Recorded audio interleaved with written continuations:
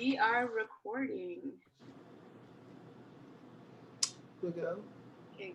Hi guys, welcome to Hi. Africa Hey Podcast. everyone. Hi, everyone. Welcome to Afro Podcast.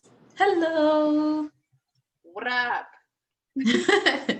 Thanks for joining us today. We got a big topic to talk about, guys. You guys ready for this one? So Africa has been the highlight of the internet, the news, in every bad way possible. I wish it was Mama Africa was in good position right now, but right now we're dealing with a lot of hashtags from a lot of countries. So I'll just go down the list. The first one that I'm seeing is End SARS, which is in Nigeria. In Ethiopia, the Oromo protest and also the genocide of the Amara people. And Congo's bleeding, what's happening in Congo.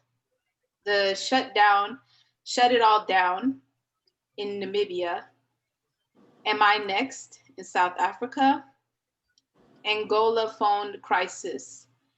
In Liberia and Sierra Leone, rape national emergency. In Ivory Coast and Ghana, child trafficking. Zimbabwe lives matter in Zimbabwe. Kenya police brutality. Eritrea end high school Sawa. Uganda decide 2021. So just like a little briefing, just take a few minutes. Nigeria and Kenya are dealing with police brutality. In Ethiopia is genocide and also a killing of a famous Oromo artist, which sparked this killing. Congo is because of their rich minerals, so they have child labor, killing of innocent Congolese people for their minerals. Apologies. South Africa, also Liberia and Sierra Leone are dealing with increase of rape cases that have happened since COVID has happened. Ivory Coast, Ghana is dealing with child trafficking. I'm sorry. Also, Zimbabweans are dealing with their killing as well. Uganda is dealing with the election that is basically has gone really bad, where people are dying for this political issue. So that is like what's going on. So I just wanted to give you guys a brief synopsis for everybody that is watching, that we're talking about one particular topic, but this also needs to be spoken about because this is really a serious thing that's going on. So the topic we're talking about recently is SARS, what's going on in Nigeria. So have y'all heard about it? Yes. Have we who hasn't heard about it really? Exactly. Basically, we want to give you guys a breakdown of what SARS is that is going on in Nigeria. So SARS is Special Anti-Robbery Squad Unit. And it was a police force unit created in the late 1992 to deal with crime associated with robbery, motor vehicle theft, kidnapping, cattle rustling, and firearms. So it just has been dissolved October of this year, 2020, October 11th. So, well, basically, this police force have been accused of bribery, killing of innocent people, harassment, stopping people for having random check stops, accusing people of crimes they have not committed. There's innocent people in jail for crimes that they were accused of that they had no dealings with. So it's really bad, to the point where there's a recent massacre that happened in Lekki that killed an undetermined amount of people, because it's still in the air. It hasn't been addressed, but from when I heard was 30, but they're saying now it's more than that. So What do you guys have to say about this? One life is too many, first and foremost. Like one is too much. SARS has been around since the 90s, like you mentioned, and I feel like what really sparked the outrage now is the killing that happened on October 3rd. Someone actually recorded a SARS officer, I guess, killing a young man. And not only did the young man die, but the guy who, or the person who recorded the incident, was arrested, and the government is saying that, hey, that video is fake. So that really sparked an outrage. And, with all the protests and everything that's going on all over the world, here also, like we know and we've been to, people are just fed up. Everyone is fed up with corruptness. We are done and fed up with corrupt government. We cannot continue to live like this. This is not the future that we want for ourselves or the future that our kids to. What they're doing back home is literally the same things that we have been doing here. It's just getting up, going out, protesting. The only difference is that even here, a majority of us are able to go back home, right? And go back to our families. In Nigeria, that's not the case. That's not what's happening. The SARS is so corrupt to where you said that they had access and they're like shutting down cameras, streetlights are getting turned off, and they are just going havoc on civilians, just shooting them, just killing them down in the streets for just using their voice and saying enough is enough. Yeah, like the Lekki massacre that happened, there was a lot of people. There was a female DJ that had went on live, several other people that was on live, and they're saying that they shut off CCTV cameras, they shut off the street lights, and they're just like reloading and just shooting, and not even, you can't see, you don't know if you're running into somebody that's going to shoot you. So many people there's like so many videos of people laughing and trying to cheer everybody up, and then next thing you know, later on that night, they're pronounced dead. Like there's Oki that was posted on Twitter. Police, they kill me. Something, I said it probably wrong, but he said, police won't kill me.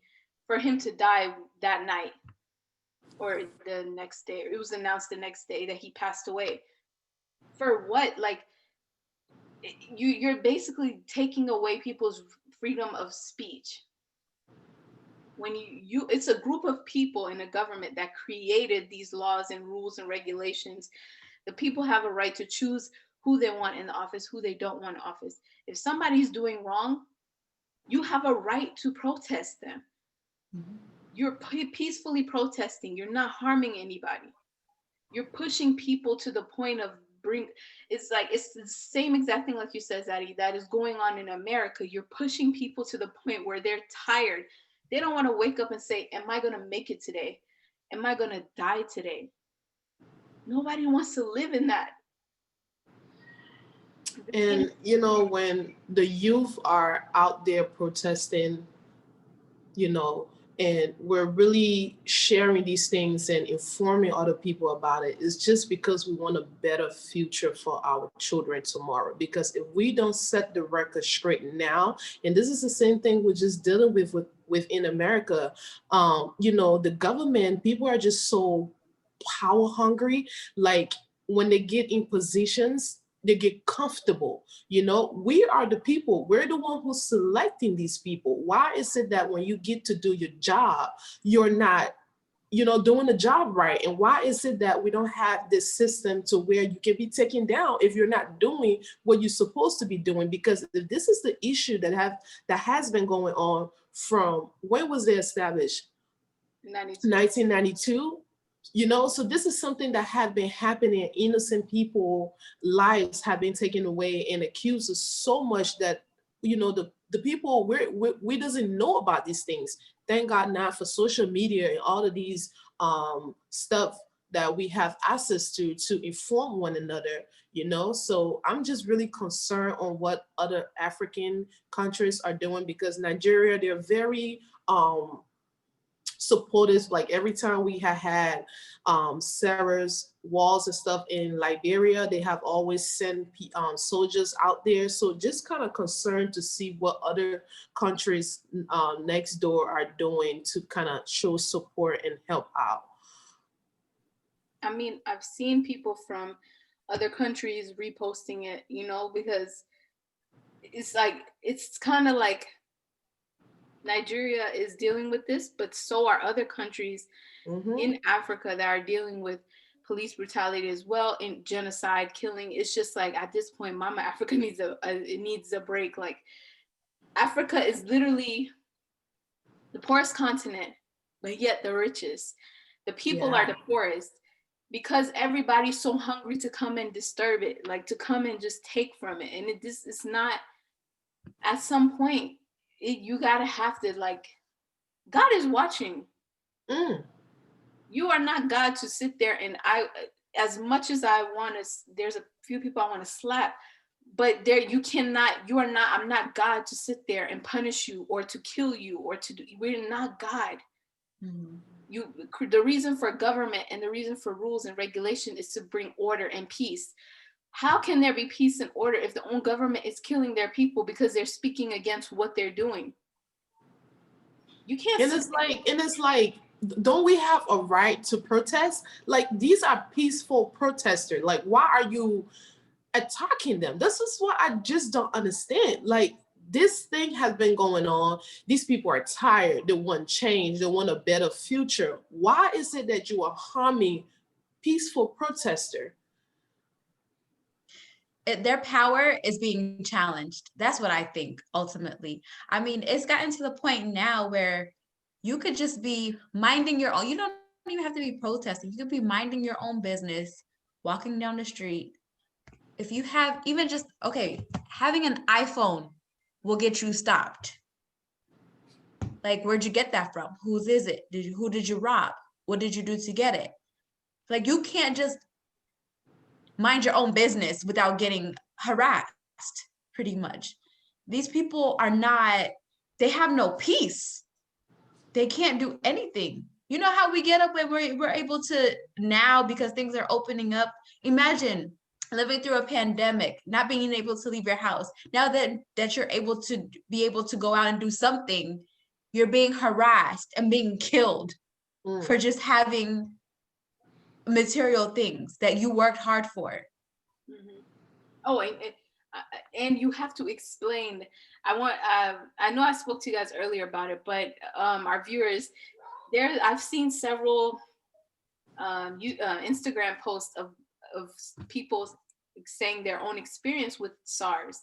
And there was like 3 that really popped out to me. There was one where this girl and her friend was going out somewhere and they got stopped by SARS. So they were searching through their bags and they went through her purse, and the police pulled out her pad and was asking her, "Why do you have this? Why do you have this pad?" "Because I have periods." Like duh. I put it on my forehead, so you know. Yeah. What do you think? Why do I have to explain why do I have a pad? Like, it's the most minuscule, degrading and embarrassing thing you could do, to tell you as a man. I assume you have a daughter, a mother, sister. Why are you asking why she have a pad? Why do you even need to ask why she have this? Your point of your existence as a police officer is to protect and to serve and to stop crime. Last time I checked, I don't remember pads being a criminal purpose for you to stop somebody or to even question them if you stop them. For a lady, her sister gave birth and she cooked food and put it in a cooler, and then was on her way.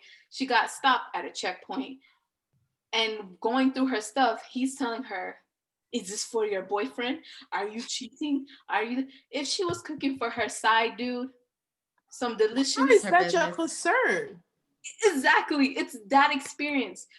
this father that had 3 kids and his wife, and I'm sorry, 4 kids, he was in one of those little motorbikes where you can sit, several people in it, got stopped by SARS and was like, oh, I need this money, this certain amount of money. He's like, I don't have it.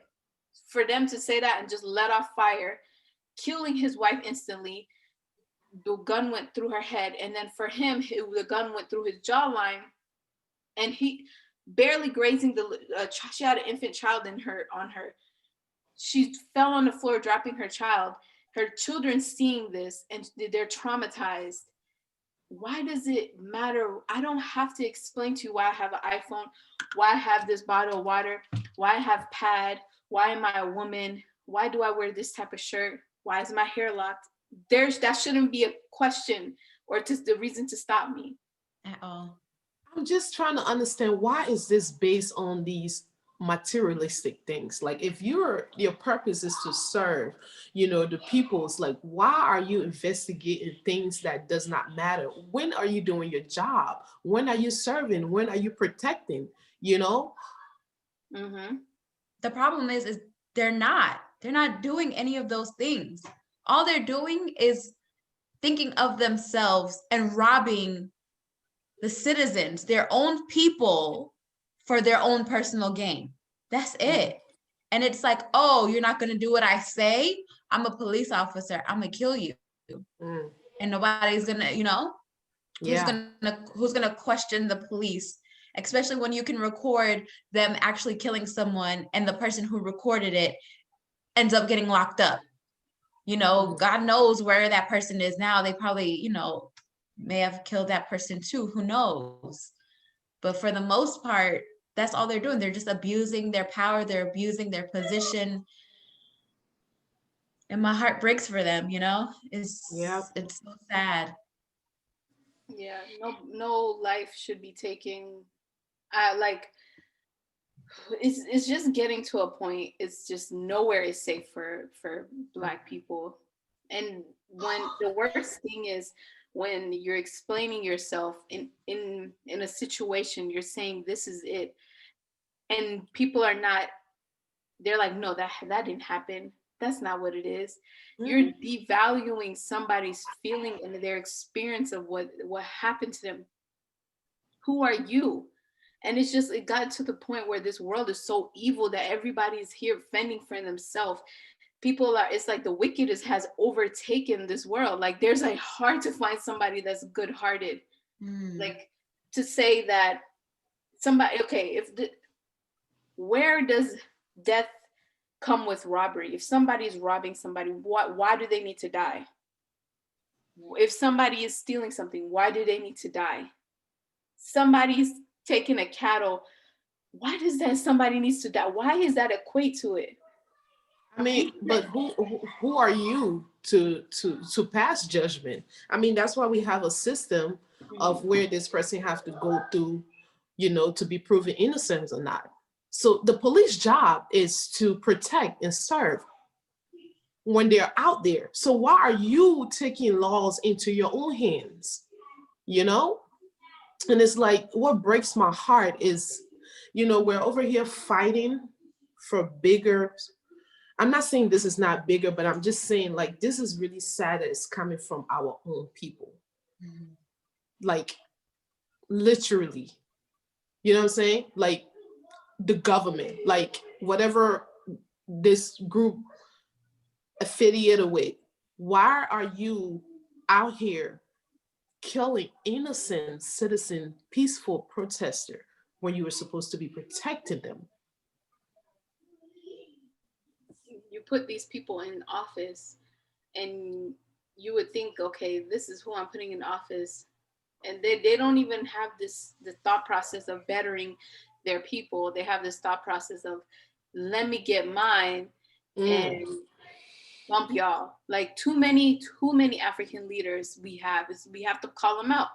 Too many of them go into office and take for themselves, sell the beautiful land of Africa, just giving it to these foreign people. They come, they take their money, they mistreat the people, they the people don't even benefit. But hey, the president though, he's having a lavish house, sending his kids off to Europe to have an education, or United States or whatever. But then the people are dirt poor. The people have to work in mines. People have to send their kids out to work when they should be in school. They can't even pay for their school fees. We have so much going on. Why is it you think why we have to talk about police brutality as well? You need to pay the police more. You shouldn't tell people, oh, you know what? I stop you, I want money from you. You're bribing people that don't have money because you just decided, you know what, Zaddy, I stopped you. Give me 100K.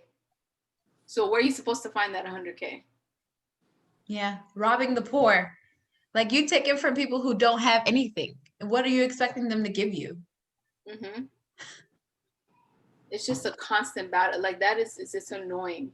It's like, when are we gonna have peace? It's when you antagonize a peaceful lion, you keep poking it and poking it and poking it. One day that lion is gonna strike, and then when the lion strike, everybody's like, oh my God, the lion has hit me, or it must go, it must die. You are poking the people, and then you get mad when they're protesting. They retaliate. Mm-hmm. Yeah. They're tired. Your youth that are the highest doctors in America are Nigerian. The highest doctors, the most doctors we have even in the UK, Nigerians. How many doctors you could have had in Nigeria, but they don't even want to live there anymore because of what's going on, the lack of jobs, the harassment. They leave and go to other countries and benefit other countries' economies. They'll visit, but they don't want to come back. That's a problem. Even in other countries too. Yeah. Intelligent youth, but they can't even find a job. Instead of, it's like the few are being robbed. The few are being robbed. Not the few. I'm sorry. The governments are getting rich. The people are getting poor. And that's the problem.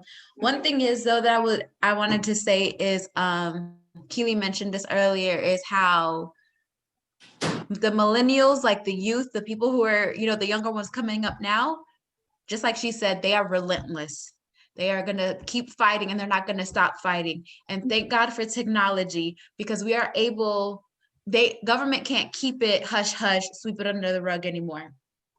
Everyone sees it. Everyone is being exposed to it. For the fact that everybody is being exposed to it, I feel like some people are becoming numb just because they're so used to seeing it. But we have to understand that this is people's reality. This is what they're living in.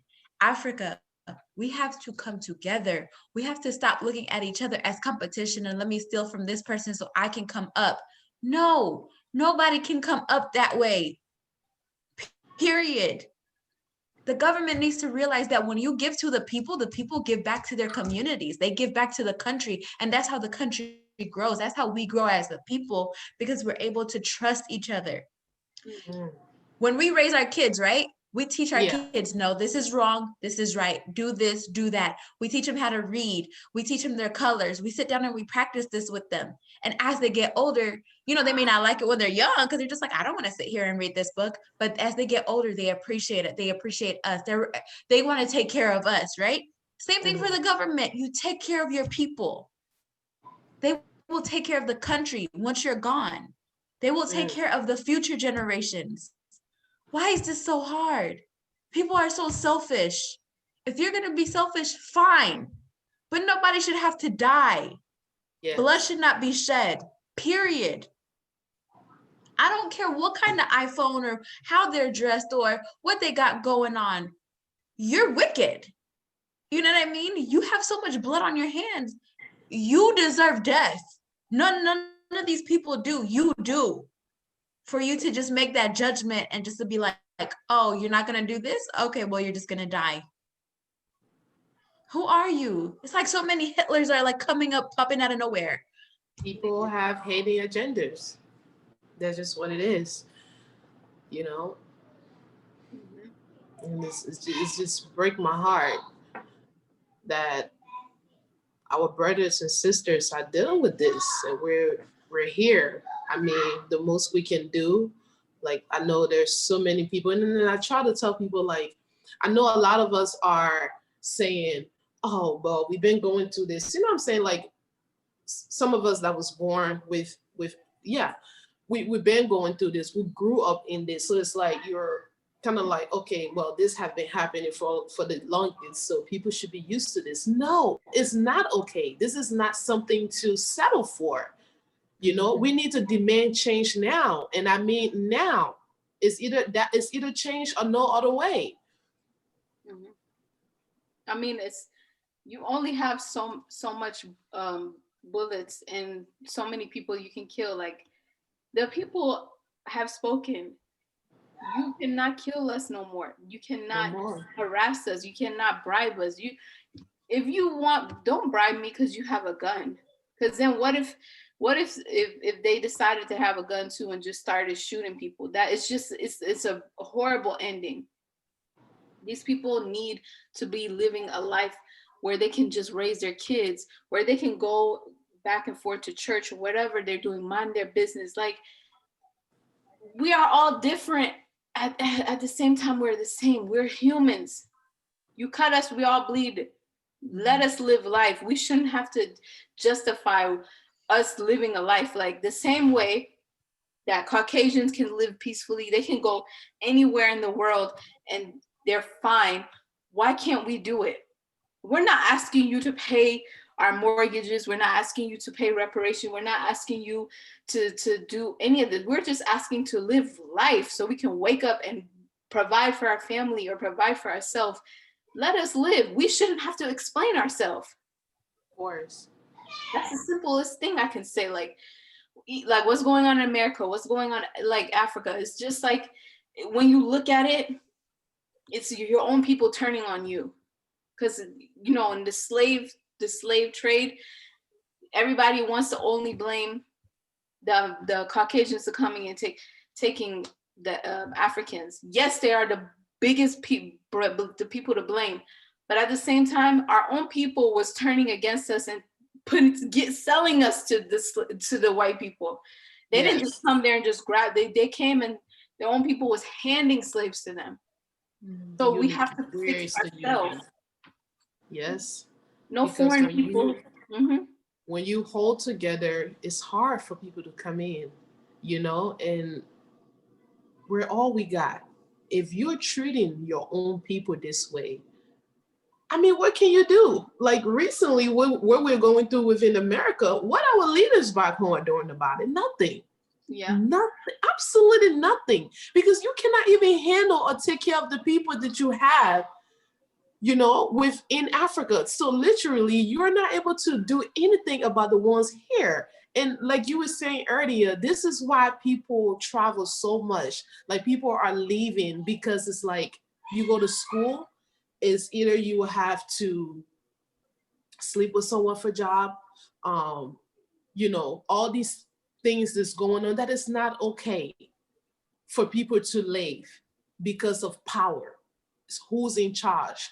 You know what I'm saying? If my family is from this background of higher, I get away with certain things. That is not okay. Hmm. Everybody should have a chance at life. Youths need to be able, like how, okay, if you know how we can go to school from kindergarten to 12th grade. They should be able to, and all countries in Africa should be able to go to school for free. The government should provide it for them. We didn't put you in office for you to buy a mansion, 12 different Lamborghinis, send your daughter to the United States. We put you in office to provide and to serve for the people, to give them a chance to have. You charge your people taxes.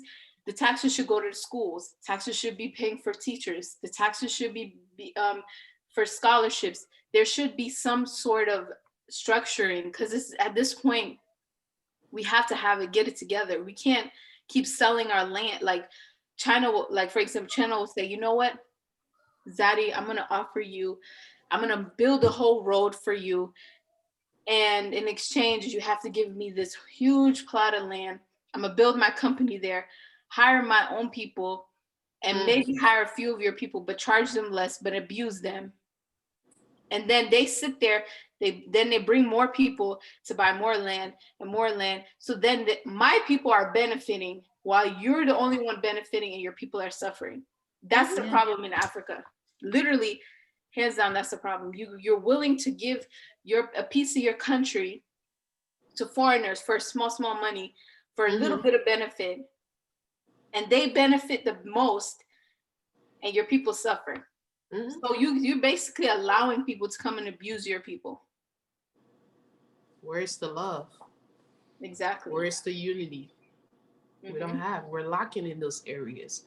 And then we're so quick to say, oh, we're being treated this way. But our own kind are the one who is setting us up for this.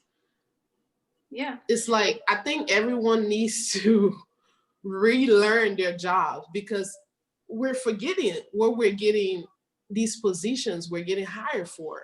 I feel like there needs to be an organization as to where they can step in to demand that you're doing your job. We need change, because if we're electing these people, and like the president of Nigeria now, where is he?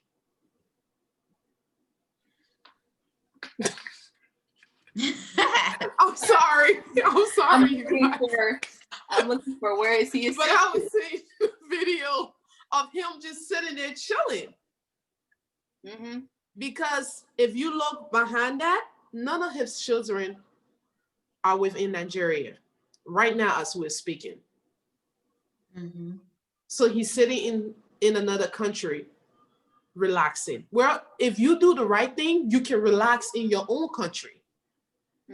The funny thing is that how they give like the Africans, the government give away our land. Yes. Let you go to Europe and say, I want this land, give it to me, let me benefit my people. They're gonna be like, they're gonna laugh at you. They will make it impossible for you. But you literally say, here you go, here's the land. Oh, you want money? You want this on it? We're literally offering it to them for pennies and nickels. In Africa, we respect foreigner than our own kind. 100%. We do. Because I knew this from a while back, but I also learned that when I came here at a young age, and I saw that life was so hard. Like, it's so difficult for foreigners to get on their feet and start to do things for themselves, compared to when you have people from here go back within Liberia and other countries within Africa, how to get things just handed to them. Yeah. It's the way that they just value them because they feel like they have more money. Like, for instance, when there's an incident where my one of my family members that came to Ethiopia, they were being checked and stuff like that at the airport. Then they seen Caucasian people come, and then they didn't check them, and they was like, "Why you didn't check them?" Oh, they don't do stuff like that. They said they don't do stuff like that. Yeah, they don't do stuff. We don't have to check them. And they were like, they said, go when you go over there, they're not going to treat you like that. They're not going to treat you like that. They're going to see you and say they're going to check you. They're going to say you're not worth what you think they are worth. Wow. So it's like their mindset is like, no, these are good people. They're very good people. There's good people every color that you can ever think of. I was just gonna say, good people is not a color. Good people is good people. Exactly. What does that mean? They're good people. They don't do that. Are they crazy? That's how we get judged. Yeah. I'm telling you, if you get, that's society.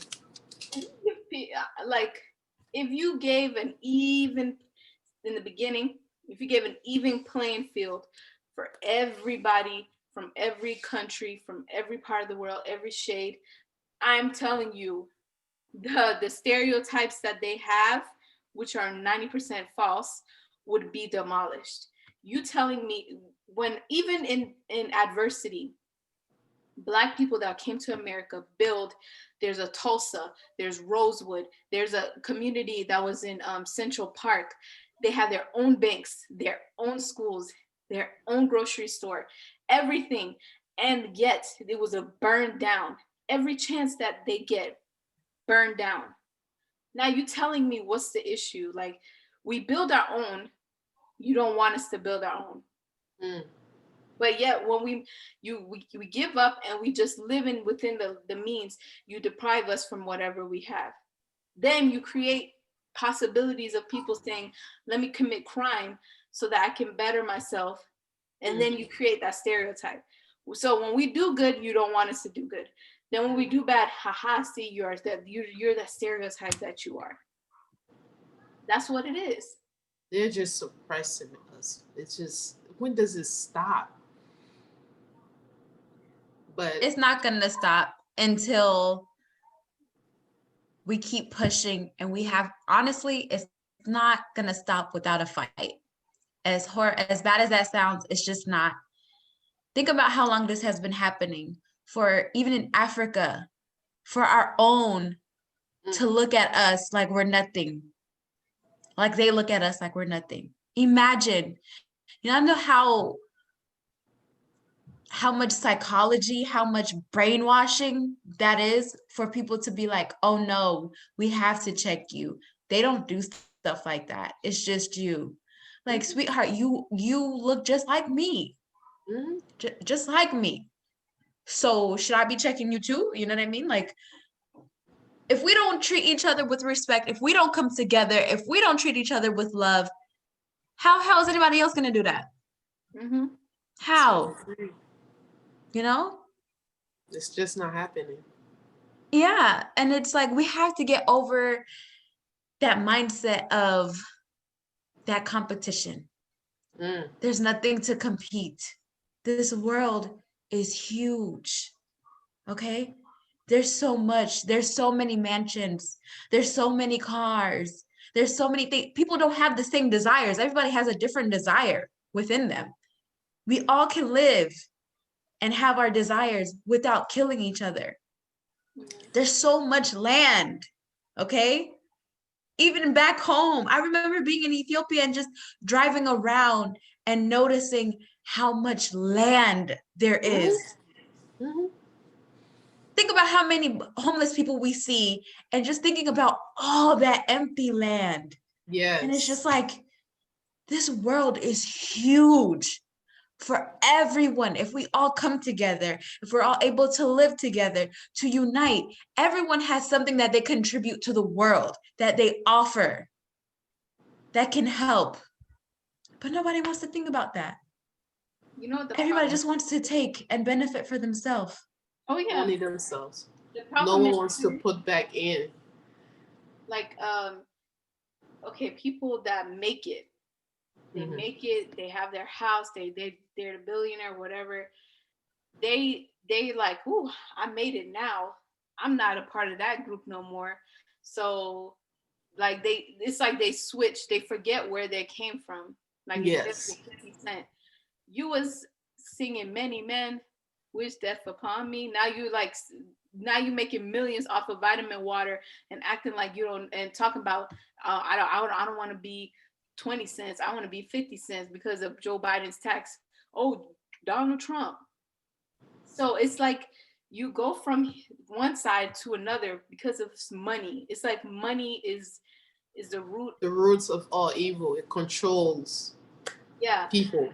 It's like money can be amazing, money can be beneficial, helpful, but it's the people mindset that messes the value of money. When did it, like, example for Trump, whoever you choose to decide to vote for, that's your business. But when somebody's saying I vote for Trump, but you have racial intentions against it, like, I'm sorry, if I see somebody having a Donald Trump shirt, a hat, on their bumper sticker, a flag, it just says racist. I'm a racist. It just, or if you're Black, I'm sorry, if a Black person has that, I'm like, look at the coon. I'm going coon for you. He said he could say all the racially horrible things. You're saying let's put people in cages, innocent children, separating them. You're making immigration impossible. You're creating war in Ethiopia because Ethiopia was minding its business, living its best life, and you're telling Egypt to bomb Ethiopia dam that's gonna provide electricity to multiple countries around Ethiopia. What value does he have? Like it's like that one. It's like Black people that make it. They're quick to switch sides. Mm-hmm. They forget where they come from. That's the problem. What point I'm getting to is the problem with a lot of Africans is that when they make it, they forget where they come from. They forget that there was eating fit, or they forget that there was eating ogali. They will forget that they were eating some jollof rice with spam. They forget where the humble beginnings, and they act like they forgot everything. And the people, there's still people that are making it just like you, that just like where you were. Don't forget people to turn on them so you can be that 1% of the people. It don't make sense. And that's the problem with Africa. Africans, not Africa. Yes. Africans. Yes. And it goes back to when I say we're lacking the love and unity, because if no matter, if you grew up with these um behavior, you become somebody or do something for yourself, you had that opportunity growing up to change your lifestyle, you will have that mindset of, okay, I'm good now, but I'm not really good because there's someone that looks like me, there are, within an environment that is not right, I have to speak up, I have to do the right thing. And what people really don't understand is none of these things in this world belongs to you. We fight so much, we corrupt, we do all these things, but you don't take nothing with you. You came in this world with nothing, you leave with nothing. So for the time being, we're doing all of this stuff for nothing. Where's the love? Where's the unity for your own kind? I can understand if we're bickering, if we're talking about this issue that is affecting other people. We're talking about our own kind. And I'm so grateful we're having this conversation now, because Africa has been going to this from, my uncle was sharing with me the other day how some of the people that are in offices and just within that higher power has been leading that country before I was born, and they and their children are still running things. It's all about them. You will have a senator or representative that is living within this house, and light is only on in this house. The street, like around his house, is well taken care of, but everybody else around there is none of his concern. Why are we okay with that? We are the people, we're the one voting, we're the one out here putting these people into offices. Why are we okay with that? It's like the older generation don't want to get out of office. They just want to stay. And it's like, let the youth take over so they have fresher minds, they have better opportunities, they know what's going on. There's so many things that can benefit the country. Let them lead now. Go sit down somewhere. Like go read a book, something. And then they'll say, "What do you know? You smart child. What do you know?" Shut up. Shut up. It's just stupid. It's just like there's so many technology. Like for instance, they can benefit from technology, like different networks. They can create their own phone lines. They can create a phone, like like a factory. They can create, do different things. Our mind are fresh. Let us lead the country to betterness.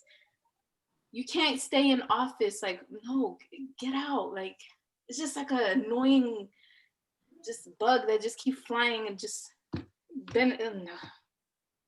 It's just don't even know where to begin. Like, We All gotta that we know is that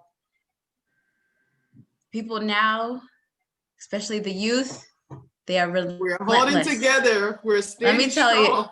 yes, because the older generation, like you said, they got, because the government would retaliate by attacking them, they learned to just accept it and not say nothing. Yes. That to them, it's just, oh, you know, it's just how it is. Yes. But now it's like, oh, hell no. We're not good with that. No. And it's not. We're not good with it. We're not going to accept it. We're not going to sit around and let the government do what they want to do. And I love this generation because everyone knows that we have a voice. Our voice matters, no matter how big, how small. It's going to make a difference one way or another. And I'm here for it because I know there's going to be changes. I'm telling you, it's going to be hard. Yes. It's gonna be a long, hard fight, but it's gonna be worth it because there's no way we're gonna continue on like this. Exactly. I mean, there's just not okay. Like every generation has their own problems that they solve. Like, you know, we give our respects to the civil rights. We give the respects for the pioneers like Marcus Garvey, Haile Selassie. You know, it's just different leaders that went through their generation. They had to go through their own issues.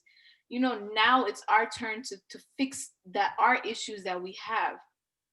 And it's like, you know, a generational thing. You know, we fix things every generation by different things. You know what I'm saying? Like, you know, slowly went from getting our freedom from slavery, like in America, just in America predominantly, like get our freedom from slavery to finally being able to adjust ourselves in slavery, then racial like division, then we went from prison women rights, now we're doing police brutality. It's like every generation has this battle and we fight for it. So we respect the previous leaders, but let us do ours now. Yes. Yeah.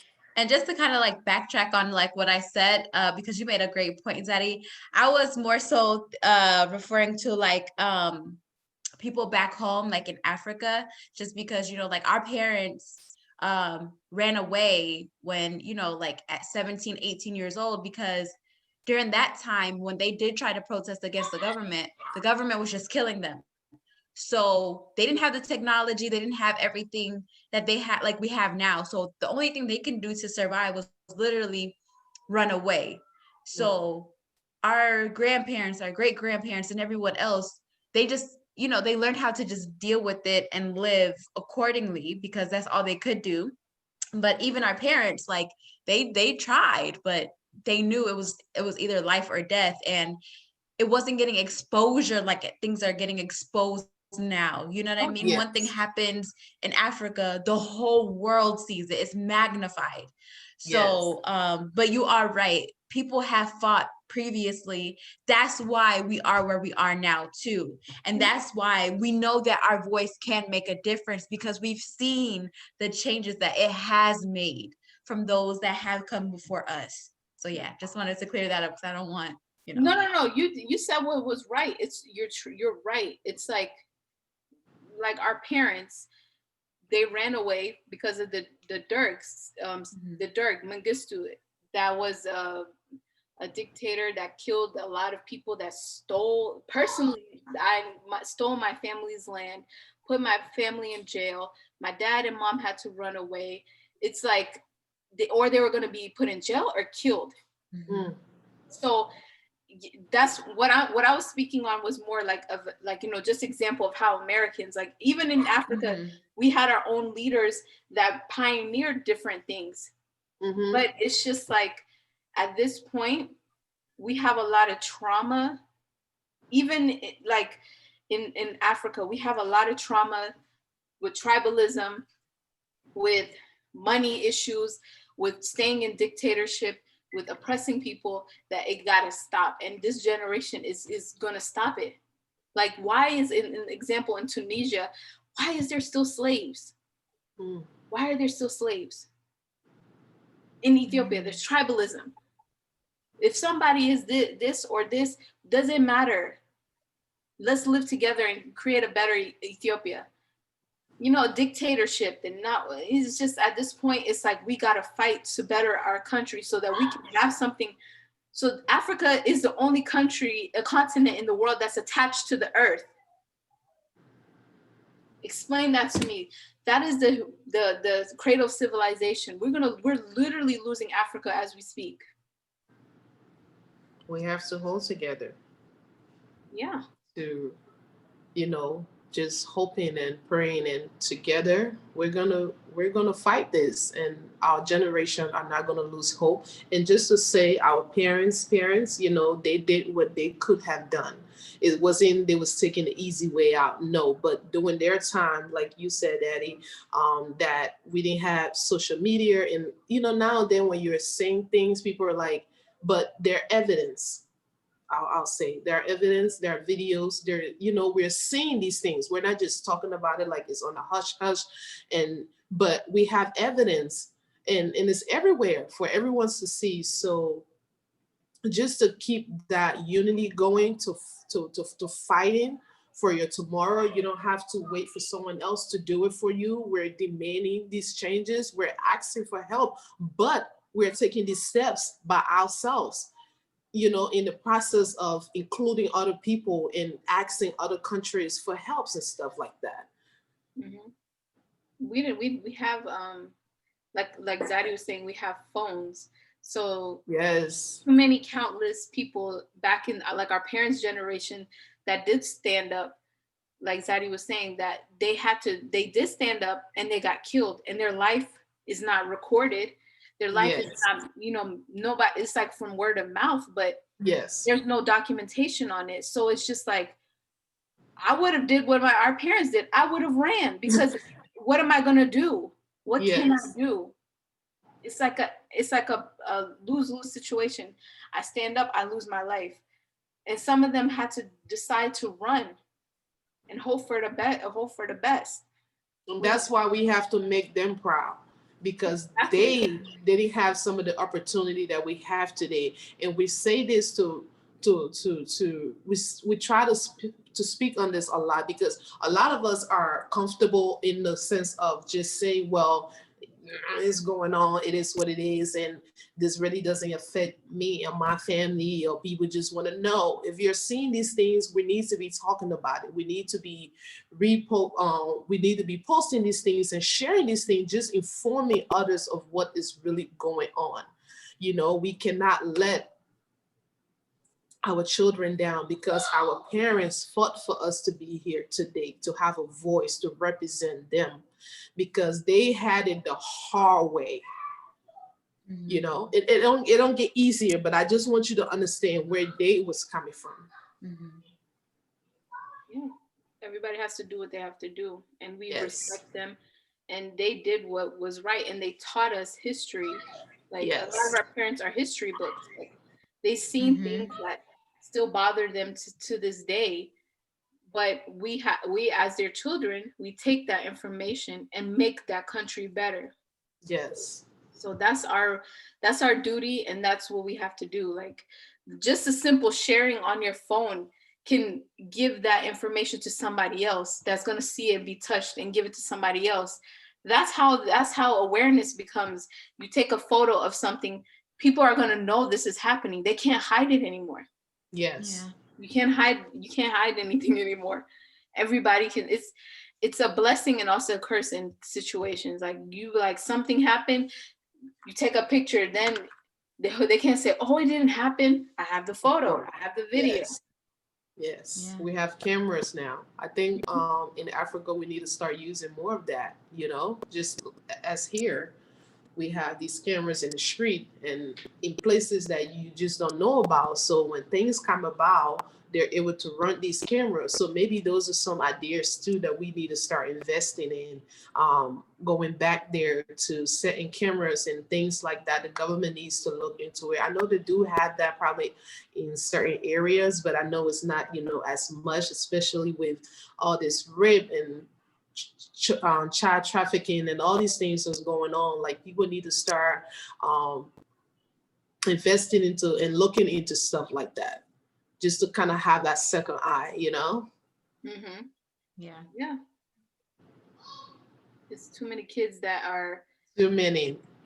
impoverished, and the government's not And even I hold it, and I really do hold the government accountable, because for like the how many numbers were that, the amount of girls that went missing in Nigeria? Come on now, like come on, 200-300. okay, come on. Some of them some of them came back. The rest they still don't know where they are. And the government cannot give. That's just sad. Mm-hmm. Yeah. It's like you're paying somebody to commit a crime, and these people don't have never seen that amount of money. They say, "Oh, okay," so they're gonna commit that crime, and then you fund them, giving them these weapons, and then the government is allowing it, or it's just a whole like very corrupt situation, like child trafficking. Like nobody should be in fear of somebody taking their child, forcefully putting in them to work in these mines, and then you're benefiting off of it. It's like this world is just becoming evil, and I know that this has been going for a long time, but it's just like now it's being exposed so much that it's like kind of like mentally like exhausting. You're seeing all this stuff coming out to light. Like God knows how long it's been going on. How long and how This much gotta stop. Yes. Gotta stop. Nigeria, we stand with you. We are praying, and with you guys, and just hoping and praying for us that is on the other end, that can really, do much but use our voice and create awareness to some of these things that are going on. But just know we are with you guys in our heart, and sharing this information with anyone who can be a blessing and just step up, or just in that field. That I just want you to know that you guys are not alone. We are one people. Africa is one continent, so we're together in this. 100%. Well said, sis. Well said. Peace in Nigeria, peace in Liberia, peace in Ghana, Ivory Coast, Congo, Sierra Leone, Ethiopia, Eritrea, Kenya, Uganda, South Africa, everywhere, all the countries in Africa. May there be peace. May there be finally be harmony. May we all live together as one. May there be an end of child trafficking, rape, tribalism, innocent killing, genocide, everything. May there be an end. May Africa be prosperous. May the people of Africa be prosperous. May the history stay continued in peace. Jesus' name. Amen. Amen. Amen. Amen. It's just I don't know. I know God is watching, and the innocent tears and blood will not go in vain. Yes, 100%. This was an amazing episode that we recorded. Heavy, but amazing. Yes. Yeah. And we at Africa Podcast, we promote positivity, we promote love, we promote equality, we promote just harmony. What we speak about is just for everybody to live in peace. And there should be no hate given out. There should just be peaceful resolution, and that's all we want. That's what we stand for, and that we just want a better world, better Africa. That's all we ask for. And yes. Yes, sis. Hallelujah. So guys, Mama Africa is in so much pain right now, but it's gonna be for the better. Yes. Sometimes we gotta destroy before we elevate, so it gotta happen. And I pray a lot of people of color to heal from past traumas, because I've noticed too a lot of people, especially from growing up, Africans have a lot of trauma that they still haven't dealt with, that they refuse to deal with. So I pray that one day they get that healing so that, Yes. Yeah, because it gets passed on if you don't heal onto the Yes. next generation. So yeah, that's very important. yeah, because hate can be transferable. Like, Mhm. I'm speaking from what I know. There's Mm-hmm. a situation is going on in Ethiopia with the tribalism. Like, a certain group there's Amara, there's a Tigray, Oromo, there's several, but the Amaras feel this way, the Oromos feel this way, the Tigrays will feel this way. They feel some way about each other. They have that trauma. They come to America or wherever other country they are in, then they spill that hate. So then the youth will hate the Amaras for no reason. Then the Oromos will hate the Tigrays. It's just like that stuff that happened. And in order for that to stop, we have to heal.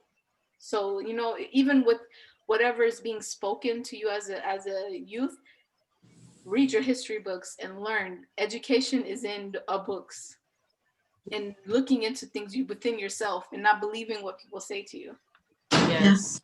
And So, also encourage others as well, because at the end of the day, that's why the generation we just have so many of us that are like, we get hurt, we don't get problem solve or solution, we move on to another relationship, another friendship, another situation shift, and we create problems there. We're always searching for that peace. It's because we haven't really healed, like you said, sis. We really haven't taken the time to really clear our minds. So many of us were so young, growing back in Africa, to witness so many wars that went on, and just basically, especially in Liberia, it was just our own people killing our own people in front of us, at a young age. So that right there, it traumatized you, and you grow up to seeing hate. So you start to spread that hate, and you're moving from place to place just to find love. And people say, oh,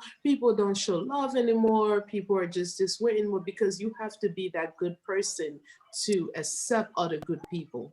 Because if you're not that, you cannot attract that. Mhm. so,